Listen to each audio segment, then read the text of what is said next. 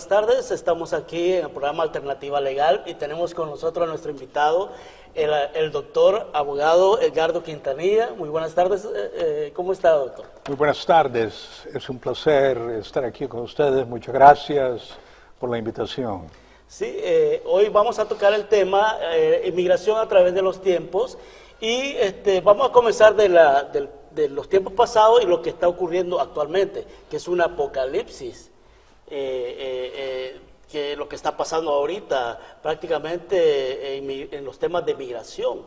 El doctor Edgardo Quintanilla, él practica leyes desde el 1993. Así es. Y tiene muchísima experiencia, ha ayudado a muchísimas personas en diferentes lugares, a pastores y otras personas de diferentes índoles. Él es graduado del Whittier College of Law School y tiene su oficina en Sherman Oaks, aquí en California. Su número de teléfono, pues por supuesto, es el área 818-986-1295. Una vez más, 818-986-1295. Y también creo que este número está bien, es el 866-986-1295. Efectivamente. Okay. Gracias. Entonces, para comenzar, pues como va dirigido a toda la comunidad, este es un programa comunitario, ya que de eso se trata esto. Voy a hablar un poquito acerca de cómo, de qué nos dice la Biblia a través de sobre migración.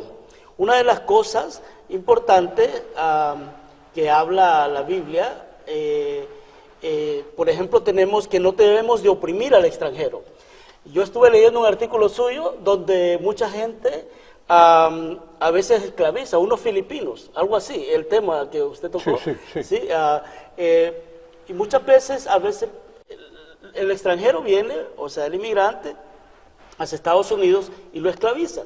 Entonces, eso también ha pasado, por ejemplo, si leemos Levítico, estamos Levítico 19:33, y aquí nos habla: cuando el extranjero morare en vuestra tierra, no lo oprimiréis. Entonces, muchas veces estas personas vienen y lo primero que hace aún nuestra propia comunidad latina es oprimirlo. Así es. Entonces, siempre migración ha existido a través de los tiempos, ha existido desde los Levítico, y el tema migratorio es no solamente un tema que es en Estados Unidos, sino migración está en todos lados. Así es. Entonces, cuéntanos, doctor, ahorita, ¿qué es lo que está pasando con el tema migratorio? Muy bien, en Estados Unidos? siempre es un tiempo fascinante. Muy bien, por ejemplo, lo que vemos ahora es la situación de hay muchas diásporas en este momento. Por ejemplo, la diáspora centroamericana, muy bien, que tenemos, por ejemplo, centroamericanos esparcidos por todo el mundo, mexicanos esparcidos por todo el mundo, muy bien. Pero al mismo tiempo, aquí dentro de los Estados Unidos, es un país que ha sido forjado por inmigrantes. Al mismo tiempo, han habido etapas que se han vuelto anti-inmigrantes, que han tratado de restringir el flujo de los inmigrantes. Por ejemplo, en California, finales del siglo XIX, restricciones tremendísimas en contra de los chinos, la gente que venía de Asia, que no podían casarse en los Estados Unidos, que no podían casarse con nadie, tenían que regresar a su país a buscar pareja.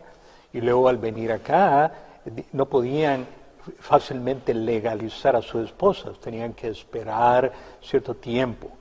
Lo que vemos en este momento vemos el final de un momento histórico en los Estados Unidos, en lo cual podríamos ver lo que se llama el final de los procesos migratorios de unificar familias. Estamos viendo que eso va a desaparecer. Por ejemplo, los Estados Unidos, mucha gente desde 1962, por ejemplo, ciudadanos han podido pedir a sus hermanos, y así ha ido la cadenita. pero esa categoría está por desaparecer.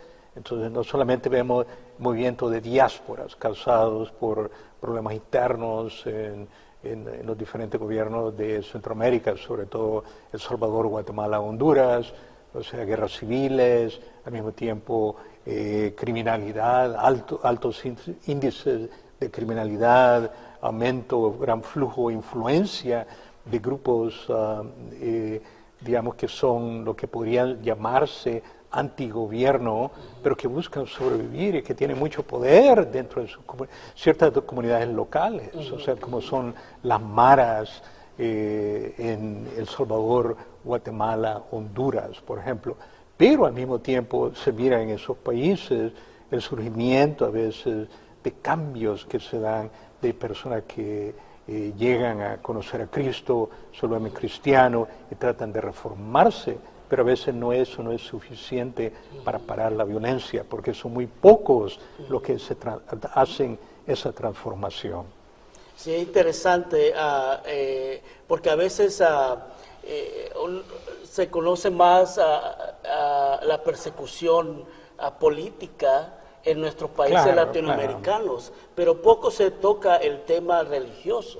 Así es, y sí hay persecución religiosa. Claro.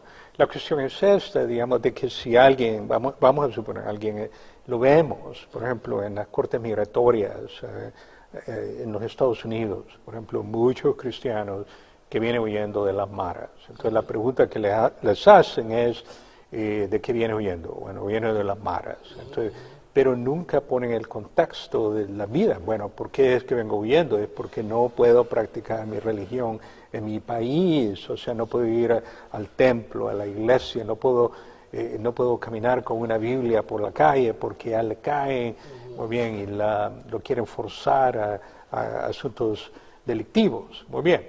Pero al buscar un asilo en este país, el enfoque que le dan, digamos, las cortes migratorias no es el hecho que no puede practicar su religión, sino el hecho que viene huyendo de las maras. Entonces, por eso no necesariamente le van a dar un asilo a esta persona. Sí, es interesante y por eso es importante buscar a un experto, abogado como el doctor Edgardo Quintanilla, ya que mucha gente no se pone a pensar en el contexto. Esto es lo que pasa con nosotros los latinos. Vemos una forma migratoria, son unas cuantas páginas y dicen, voy a poner unas X ahí. Pero no se dan cuenta que es la declaratoria, la declaración. Claro. Y hay cositas que la gente no pone atención y que solo un abogado le puede decir, pues usted está dejando lo más importante, lo está poniendo a un lado y está hablando de muchas cosas que nada tienen que ver o que no visten o que no le está ayudando en lo que es el tema de asilo. Claro. O sea que una cosa no es buscar la ayuda individualizada necesaria para resolver el problema. O sea que es algo cultural. A veces la persona quiere ir por lo más barato de lo más barato y eso es un problema cultural. El otro problema de la cultura es que la gente es muy decidiosa, es muy dejada, deja todo para el último momento, no busca alternativas, no previene, no planea a lo largo, ¿verdad? Sino que quiere vivir al día, pero dice, después voy a buscar algo. Eso es lo que estamos viendo en este momento cuando el TPS, el programa o sea, que le da un estatus migratorio temporario para hondureños, salvadoreños y nicaragüenses, va a desaparecer, simplemente se va a acabar. Entonces va a dejar cerca a 250,000 de centroamericanos sin permiso de trabajo. Entonces esto tiene un impacto en los países de origen, pero tiene impacto en comunidades locales, en iglesias cristianas que dependen de las ofrendas de estas personas, que de repente van a tener que decir, bueno, tengo que guardar mi dinero, no puedo estar construyendo una iglesia. O sea que por ejemplo, en el TPS de salvadoreños, de hondureños, hay pastores que tienen TPS cristianos, que han creado iglesias, templos, pero en este momento, ¿qué va a pasar cuando se van a quedar indocumentados? Entonces, hay una necesidad individualizada de buscar ayuda legal apropiada. Interesante. Ese es el contexto que vemos es esto. De forma global, la diáspora de personas, ¿verdad? En un país inmigrante, en un momento en que la política, digamos, está forzando el final de toda una era migratoria que lo estamos viviendo en este momento. Muy bien, o sea, de que una gran presión, se están creando los prototipos de esta muralla en la frontera, el muro trumpiano, ¿verdad? Que lo mira mucha gente como, el triunfo conservador republicano de crear estos muros. Y luego vemos dentro, por ejemplo, de todo cómo es practicado el cristianismo en los Estados Unidos, una gran división. O sea, todos los hispanoparlantes a favor de una reforma migratoria comprensiva, o sea, que no deje afuera a toda esta gente. Por otro lado, los que hablan inglés, conservadores, anti-inmigrantes, divididos, y todos siguiendo a Cristo. Hay algo aquí que no concuerda. Muy bien, entonces esto es lo que yo le llamo un apocalipsis migratorio, o sea, de que estamos divididos. Entonces, ¿qué es lo que hace? ¿Cómo es que, digamos, está bien que alguien busque su salvación, ¿verdad? De su alma, de su vida, perfecto, pero en este momento tiene que buscar su salvación migratoria y eso lo logra a nivel individual, porque esa es la solución de cada caso. La historia de cada inmigrante es una historia individual dependiendo de las circunstancias. Si lo agarraron en la frontera, no lo agarraron, si ha cometido crímenes, no ha cometido crímenes, si ha tenido hijos, no ha tenido hijos, qué es lo que ha vivido, sufrido durante todo este tiempo. Es interesante que mencionó a veces que hay muchos pastores, y conozco a algunos de ellos que tienen TPS, y cada caso es diferente, ¿no? Cada caso es diferente, y cada persona, lo importante es que, por ejemplo, el caso de los pastores, que tienen sus iglesias y que han tenido sus iglesias por mucho tiempo, hay veces que pueden hacer sus peticiones, o sea, como cuando un negocio peticiona, creo que hay una sección religiosa en la inmigración. Ha habido visas religiosas, sí, y hay procesos de residencia permanentes para religiosos. Sí, y la gente no se da cuenta. Y luego, digamos, a veces la gente, pero lo que ocurre es que a veces, los líderes religiosos están súper ocupadísimos, digamos, en velar, o sea, por la iglesia, por la vida de toda la congregación, o sea, que no tienen el tiempo suficiente, digamos, para poder pensar en sí mismos, decir, bueno, tengo DPS, ya va a venir una solución, pero ahora no viene una solución, viene una ola arrasadora que se lo lleva. Muy bien, ¿a dónde? Bueno, ahí es donde en este momento tienen que actuar y decir, poner los pies en la tierra en este sentido. O sea, específicamente es, a un nivel individual, ¿cuál va a ser la solución migratoria mejor para alguien? Digamos, porque hay ciertas personas que no pueden legalizarse, venga lo que venga, aún si tenemos lo que le llaman amnistía, no van a poder legalizarse, digamos, por las circunstancias de su vida, que tienen 2, 3 deportaciones en la frontera, han cometido crímenes que los bloquean, quedan bloqueados de por vida. Entonces, quedan personas que han estado entrando y saliendo, perfecto, pero este es el momento en que, digamos, cada caso, como dijo el doctor Sequeira, cada caso es un caso muy particular, muy especial, pero a veces, por ejemplo, en el caso de los líderes, digamos, lo que yo veo es que están súper ocupadísimos, súper saturados digamos, de todas las labores que requiere ser el líder de una congregación, ya sea de 20 o de unas 1000 personas. Sí, lo bonito es que cuando que migración, los jueces es una ley discrecional. Claro, Entonces, siempre en la ley migratoria está la discreción, digamos, y luego, por ejemplo, digamos, en mi trabajo con la población cristiana, y lo hablo en el sentido más extenso de la palabra, que incluye católico, ¿verdad? También, porque son parte de la familia cristiana. Muy bien.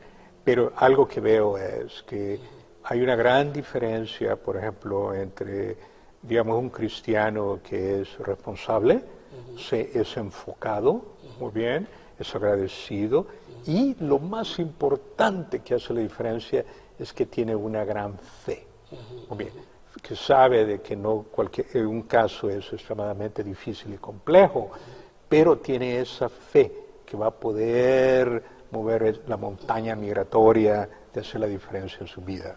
Sí, es porque a veces lo que la gente carece son referencias o declaraciones de otros testigos, y que es mucho mejor, o sea, puedes haber tenido, yo le puedo hablar de mi propio caso personal, ¿ok?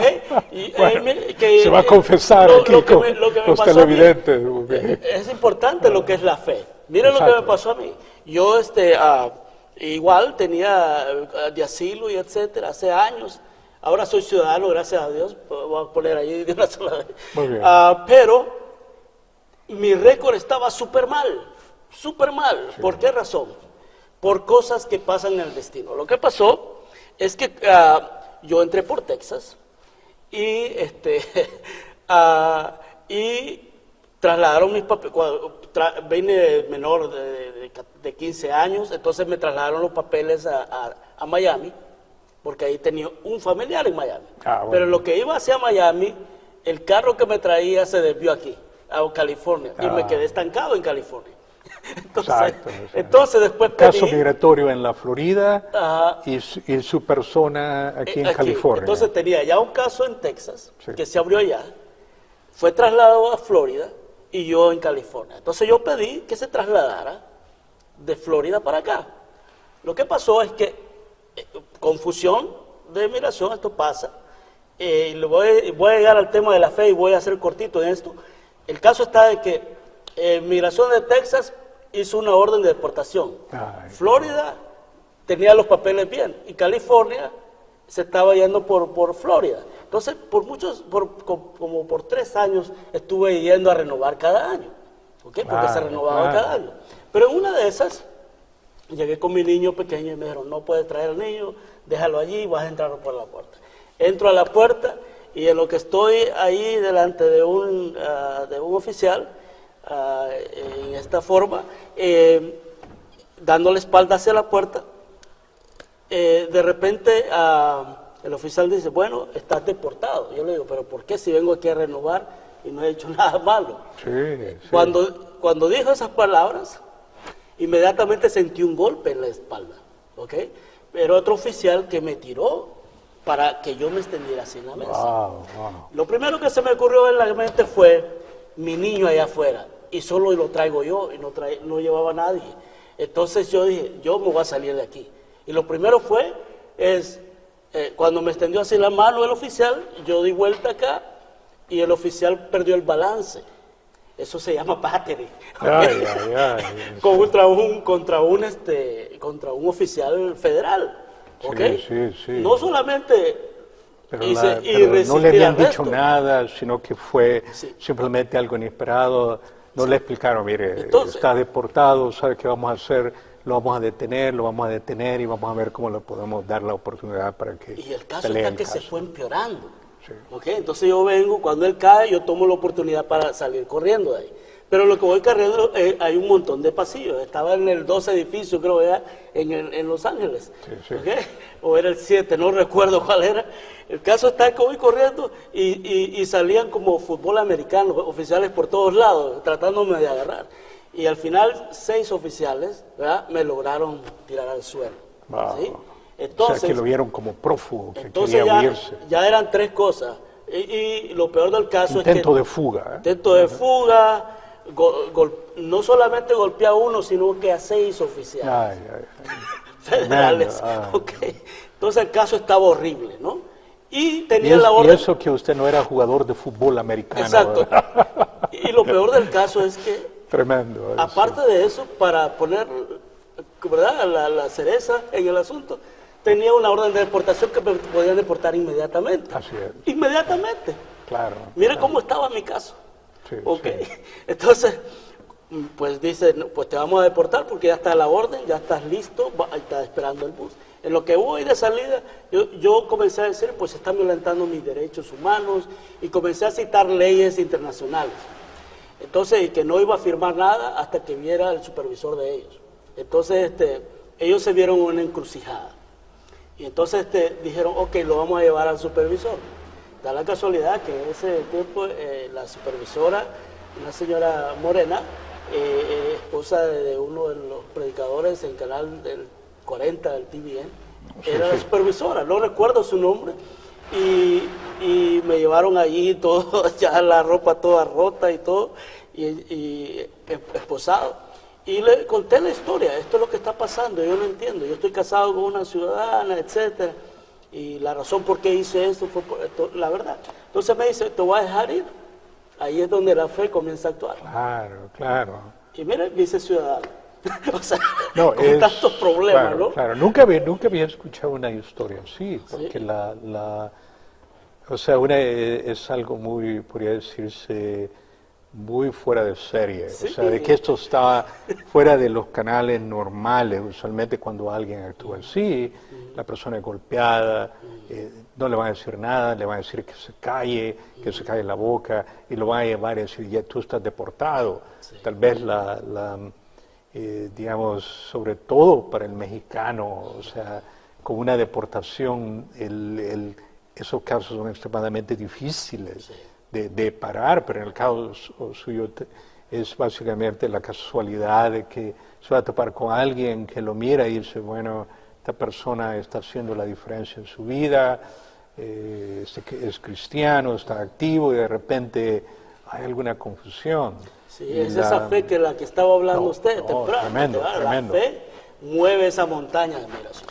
Pero Entonces, no es de la noche a la mañana, Oh, no. o sea, sino de que es una lucha ardua, y al mismo tiempo alguien necesita saber que la solución migratoria para una persona no se da inmediatamente. No. No va a caer, no de inmediato, sino que va a la larga, sino que es una batalla larga. Y en el caso suyo lo que tenía que hacerse en el caso era hacer una petición de reapertura para quitar la orden de deportación en ausencia. Inmediatamente al meter esa petición paraba la deportación, luego reabrir el caso por falta de notificación, y luego cuando estuviera abierto, traer el caso aquí para Los Ángeles, batallarlo y buscar el proceso de legalización. Eso es lo bueno de tener a un experto en ese tema. No es solo llenar X, llenar una formita, porque sí hay que hacer unas mociones, o sea, unas peticiones a la corte. Da la casualidad que sabes. Sí. En esos cuartitos que estaban ahí, ¿verdad? Donde Claro, uno va, claro. hay varios cuartitos así. Claro. Estaba un abogado, no recuerdo su nombre ahorita, pero y cuando yo iba saliendo, él me dio su tarjeta y me dice, yo te puedo ayudar, yo vi lo que pasó. No solamente era testigo de lo que pasó, yo vi cuando te hicieron lo que te hicieron. Claro, Entonces, claro. y él ya tenía formado su estrategia, y fue esa exactamente la que hizo. Hizo una petición de reapertura, y toma tiempo todo eso. A veces la gente se desespera, pero la paciencia es importante. Claro, o sea, ese es uno de los grandes retos de nuestras vidas. O sea, la necesidad de, digamos, hemos hablado, digamos, de ciertos, vamos a decir, valores, no valores, pero está la desidia que tiene que combatir, muy bien. El hecho de dejar todo para mañana y no actuar inmediatamente. Uno de los problemas para todos los TPCeros, todos los centroamericanos con TPS, gran problemón tremendo, porque ahora tienen que buscar ayuda legal individualizada. Pero otra cosa acá es la falta de paciencia. Hay personas que no tienen paciencia, que quieren todo ya, una solución rápida. Entonces a veces la solución rápida no está. Entonces este abogado vio que la estrategia era llevar el caso a la larga, muy bien y todo. Pero hay alguna observación, consejera, es que estaba educado usted, se había educado dos cosas. Uno es decir, hey, yo tengo derechos aquí, Exacto. muy bien, mis derechos son estos, Y uno de los hechos que yo tengo al debido proceso es que necesito hablar con el supervisor. Exacto. Entonces eso, y aparte de eso, teniendo la fe y estar educado, entonces las puertas se le abrieron en ese momento, que va con alguien y le dice, bueno, aquí tenemos a alguien que está clamando hablar con el supervisor, y entonces el supervisor llega, y la casualidad es que una persona que tenía cierta, ¿cómo decir?, compasión hasta cierto punto, Como que lo escuchó, también. que lo supo escuchar, Sí. y tiene que ir al grano en ese momento, explicar el caso, o sea, su historia en 20 segundos. Sí, es más, lo que me dijo ella, me dice, ¿sabes qué? Te voy a dejar ir, pero es lo que pasó ahorita y todo lo que está pasando es un grave problema. Tienes que conseguir un abogado hoy o mañana. Me dijo. Claro, es que era una cuestión ya de vida o muerte, sí, prácticamente. Estaba listo.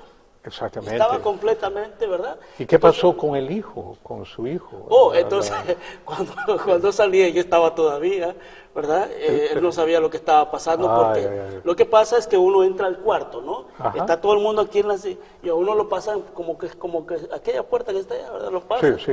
Y él se queda allí y le digo, no te preocupes, aquí hay cámara, aquí están los oficiales alrededor, Sí. entonces yo ahorita vengo. Entonces, no pensé que iba a ser fácil como otras ocasiones, que me sentaba, me llamaban, y solo presentaba la tarjeta, tardaban como 5 o 10 minutos y ya. Sí, Entonces, sí. pensé que iba a ser igual, pero esa vez no pasó así. Entonces me confié.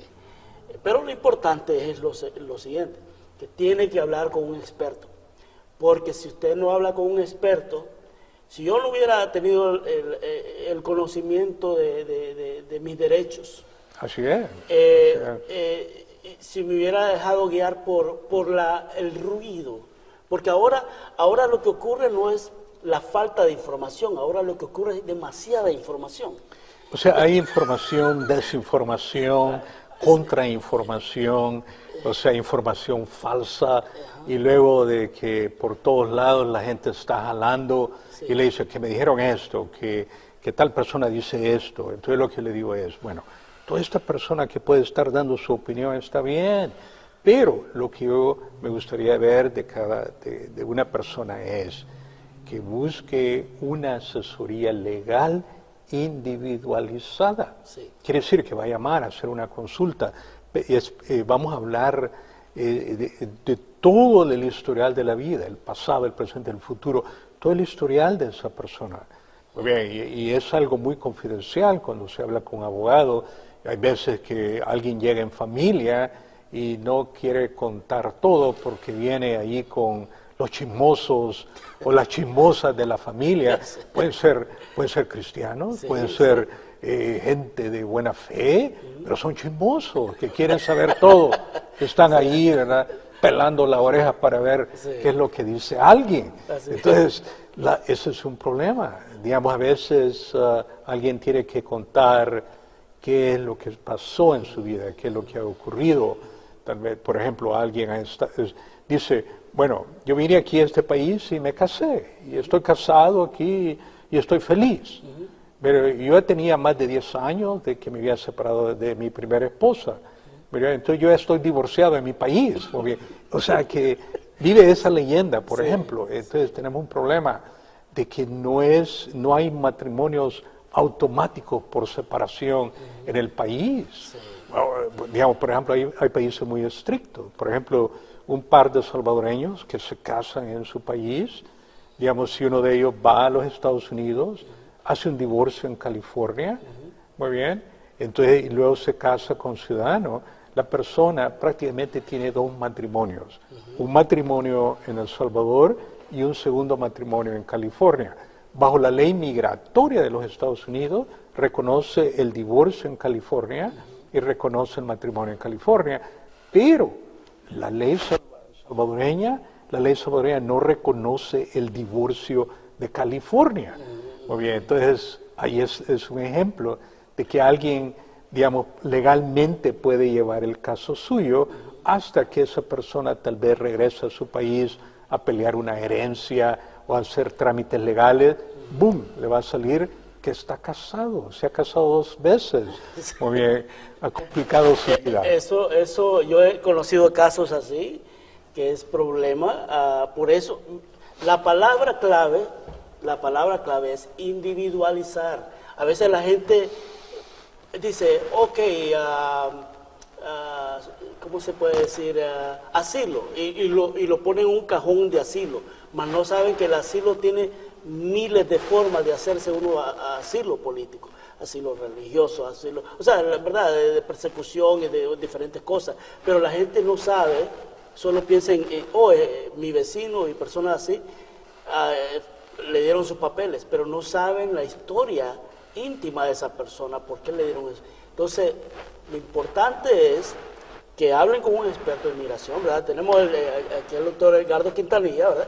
En su teléfono el 818-986-1295, 818-986-1295 y el 866-986-1295. Hablando del tema de que se casan y se divorcian, conozco algo que pasó, familia salvadoreña, igual el hombre se casó aquí y pensó que ya estaba divorciado allá y le pusieron una demanda de manutención. Oh, claro. Entonces, y ahí surge un bloqueo, que no le pueden dar el pasaporte. Y le afectan en 2 cosas, le afecta la ley de allá y le afecta acá, porque a veces la ley de acá no solamente se enfoca si tuviste problemas de que llegaste a Estados Unidos, sino que quiere ver tu récord de toda tu vida. Es algo nuevo que estamos viendo en este momento, algo que antes no se daba.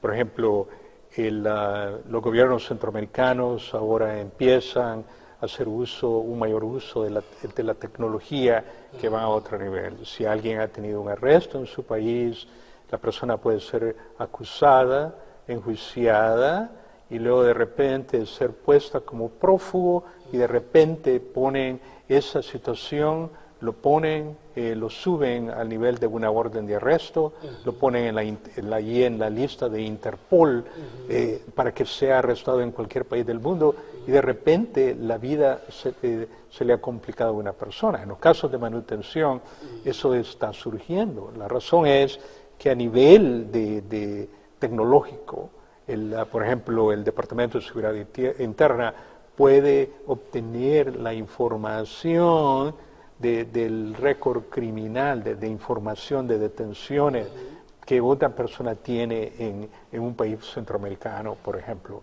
O sea, de que eso no existía antes. Digamos, en los años 80 alguien podía haber cometido un crimen en su país, aquí tomaba otra identidad y se podía pasar como otra persona. En los 80 cuando teníamos el internet, hay que conectarlo. Tomaba mucho tiempo. Tomaba casi media hora para conectarse y luego para jalar un récord de otro lado. Claro, pues, no se puede. Entonces, ahora no es así. Claro, por ejemplo, recuerdo un caso que tuve de alguien que quería saber sus entradas, que necesitamos investigar las entradas y salidas que había hecho esa persona a este país. Muy bien.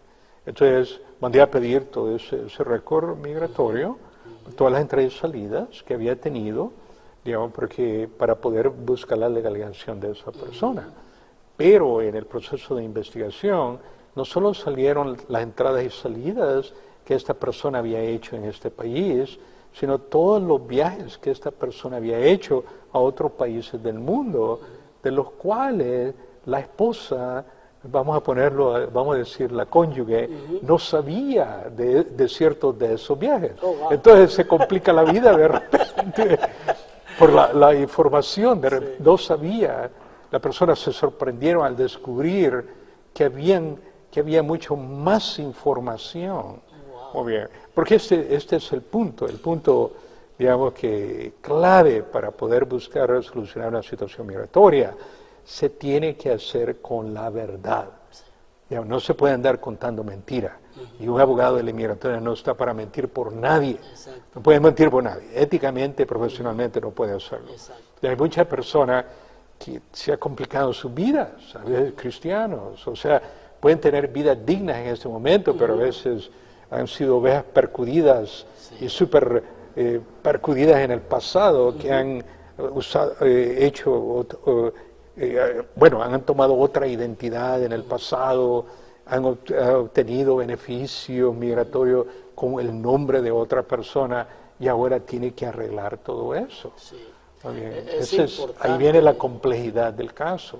Sí, es importante que se siente con un abogado, que él puede ver todos los detalles. Así es. Porque a veces nosotros vemos el bosque, pero no lo vemos el árbol. Así Y entonces así es importante que ustedes tomen nota, especialmente este programa que se ve en El Salvador muchísimo, a todas las familias salvadoreñas, porque hay otro problema que he escuchado, de personas que traen a sus hijos, pero el cónyuge no se da cuenta. Es algo muy, muy complicado, muy bien, que va a requerir en el futuro una solución a nivel internacional, qué hacer, digamos, tenemos la separación de una familia, digamos, el pleito que hay en los cónyuges. Sí, alguien, digamos, las dos partes tienen, del punto de vista aquí, digamos, la ley de California, o sea, de que por ejemplo, aquí en California a nivel de la ley de familia, estamos regidos por lo que se llama el convenio de la Haya, que requiere, por ejemplo, cierta forma de actuar al tratar de solucionar problemas de custodia, de patria potestad que se van a dar. Pero cuando hay diferencia de leyes que no entran, digamos, que no están compaginadas, entonces eso crea un problema. El reto es que ha habido una falta de liderazgo, por ejemplo, en un país como El Salvador, de tratar de canalizar las leyes en el país a un nivel que tenga una mejor solución, Digamos, por ejemplo, los consulados mexicanos recién, vamos a decir, en los últimos 1 o 2 años han empezado a ayudarle a sus connacionales a poder obtener una acta de nacimiento mucho más fácilmente. Pero ahora, digamos, por ejemplo, un país como Guatemala ha reformado el proceso de las actas de nacimiento, pero que está más digitalizado. Pero siempre hay personas que están en la diáspora, que están fuera de Guatemala, personas nacidas en Guatemala, digamos, cuya existencia no está dentro de esta información. Es como que no hayan nacido en Guatemala, pero son guatemaltecos de nacimiento. Entonces tenemos todos estos problemas que requiere, digamos, no solamente una solución, una visión más global en el aspecto legal, digamos, que tiene que ir más allá de la política, más allá de la derecha, izquierda, norte, sur, digamos, blanco, negro, rojo, azul. No, se tiene que ir más a una solución, digamos, que va mucho más allá, digamos, en términos de cómo, digamos, las leyes locales pueden ser, digamos, compaginadas a un nivel internacional, pero para que sea de beneficio para la comunidad que está en la diáspora, digamos, que somos vistos, por ejemplo, como los hermanos lejanos desde allá, aunque nosotros vemos los que están allá como los hermanos lejanos. Un caso bien sonado de esto de familia fue el caso de Elian González.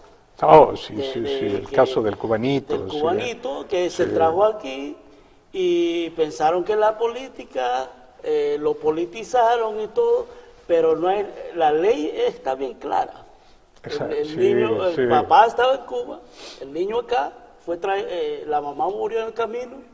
Entonces eso pasa a veces, esas historias se repiten todos los días, no solamente en Cuba, pero aquí en todos los latinos. Pero es un caso que toma un precedente de que cuando usted deje que traiga a los niños acá o los deja allá, puede incidir en su estatus legal. Claro, a la larga, porque podría haber una violación de la ley, de alguna ley criminal, de alguna ley civil en el país de donde viene. Exacto. Muy bien, y que ese país, o sea, hasta cierto punto podría tener una jurisdicción sobre estos niños, y la cuestión es que los niños tienen, si son niños pequeñitos, ellos no son los que están decidiendo venirse acá, sino que un adulto ha tomado una decisión que hacer en las vidas de ellos, pero lo ha hecho sin ningún diálogo, sin ninguna comunicación,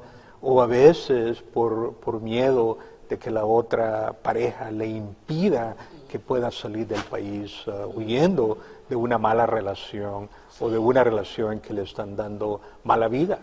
Sí, por eso es importante que se comuniquen con un abogado experto en estos temas, porque es más, a veces las personas traen a niños y los tratan de hacer todo en buena fe, ¿no? Entonces, pero ¿qué es lo que le pasa? Que son acusados de trata de personas. ¿Qué le pasó recientemente a un hijo de un cantante en San Diego? Oh, sí, sí, claro. A veces, claro. Y ahora está 20 y no sé cuántos años le dieron de cárcel. No, se vuelve una situación compleja. Sí. Y ahí es donde a veces lo que podría llamarse hay un diferente de cultura, digamos, que algo que es visto como normal, digamos, Sí, por ejemplo, en este país viene, y es un gran problema, por ejemplo, tremendo de adultos, usualmente hombres, que están teniendo, digamos, en países centroamericanos, están teniendo sexo con menores de 18 años y creando niños también. Sí. O sea, un problema tremendísimo, digamos, nuevamente, un problema de que la solución, digamos, es una solución que tiene que ir más allá de la política.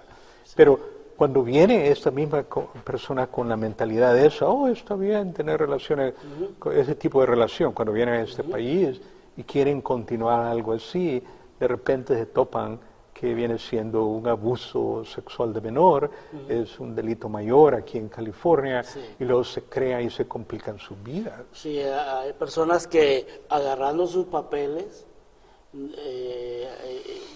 ¿verdad? Que son temporales, agarran su pasaporte, van a El Salvador y a veces sus esposas o no, sus cónyuges, que no son ni esposas, son menores.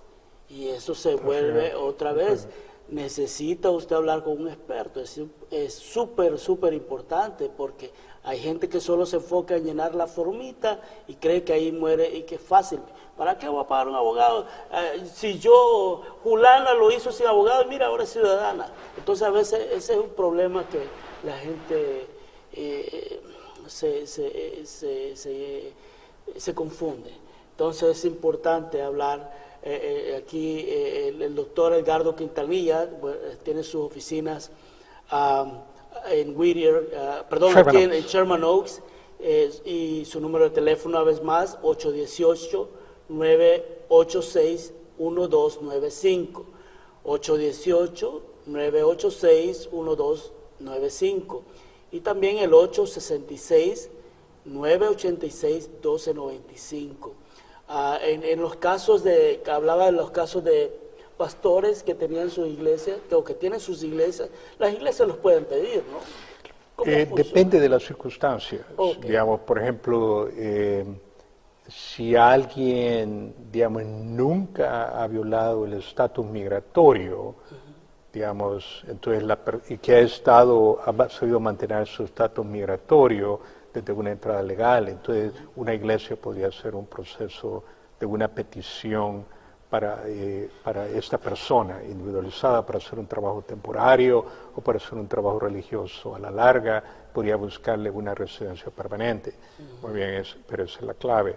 Pero la mejor forma, digamos de una iglesia que puede hacer es motivar a todos los feligreses a que a que se eduque a nivel individual y que busque ayuda inmediata y que no deje las cosas para el pasado, o sea, para el futuro, o bien para sino que tiene de atender la situación esa.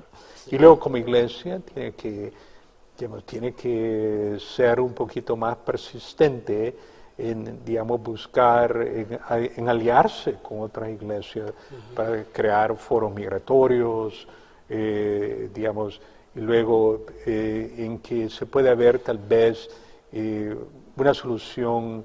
Hay soluciones a veces, pero una solución que va a la larga. Por ejemplo, hay iglesias que sí crean foros migratorios, por ejemplo, para víctimas de crímenes de violencia aquí en este país, algo muy delicado, que a veces afecta a una comunidad, sobre todo cuando un hermano y una hermana cristianos han tenido este conflicto y de repente la vida se ha complicado. Entonces, si ha habido un crimen de violencia, puede haber una solución, el proceso, lo que se llama un proceso para una visa U, podría buscarlo. Ahora, ese es un tiempo en que vemos que es el final de toda una época migratoria. En los años 60, por ejemplo, cuando mi papá vino a este país, él vino por medio de un proceso de certificación laboral. Y en el proceso, que fue algo muy fácil y sencillo, un patrón dijo, sí, le podemos dar un empleo acá, y entonces él llenó las formas con la asistencia de una persona que se encargaba solo llevaba ese tipo de casos, y esa forma fue que lo legalizaron. Entonces, que fue mucho, esos procesos de certificaciones laborales se mantuvo hasta cerca de mediados de los años 90.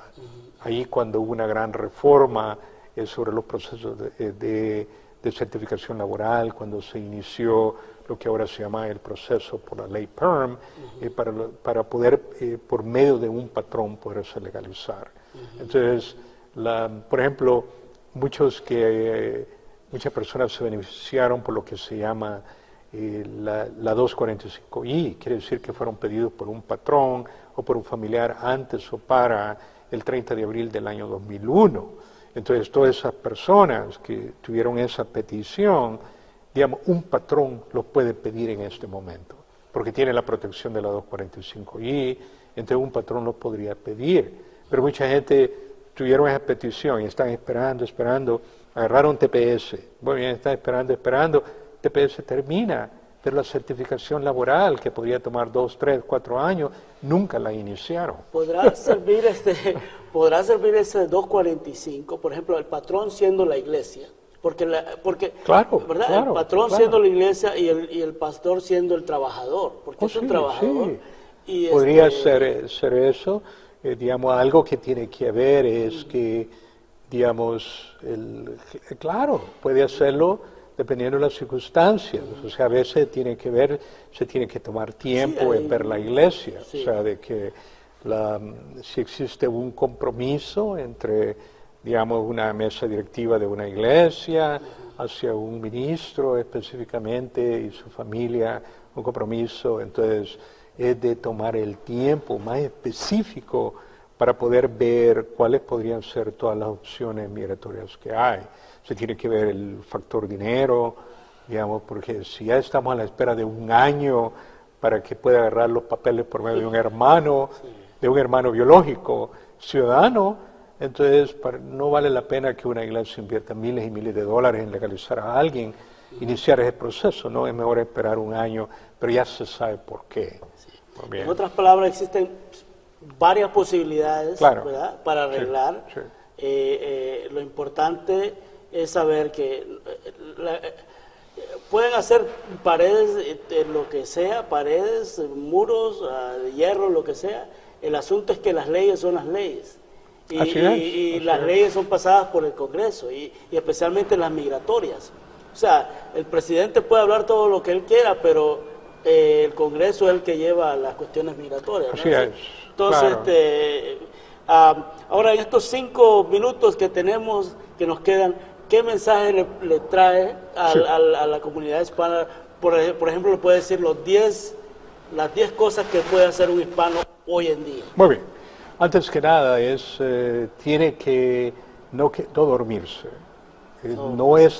no estancarse en sus laureles y decir, tengo buen trabajo, yo no he hecho nada a nadie, a mí nadie me va a arrestar. Entonces, no confiarse digamos, que todo está bien. La situación es que no todo está bien, pero la solución requiere que la persona busque una solución individualizada. Por ejemplo, si alguien tiene hijos mayores de 21 años, ¿muy bien?, que son ciudadanos, entonces los hijos pueden legalizar a sus padres, por ejemplo, y aunque los padres han entrado ilegalmente a este país, aunque estén indocumentados, pero lo puede hacer media vez los hijos estén sirviéndole a una de las Fuerzas Armadas.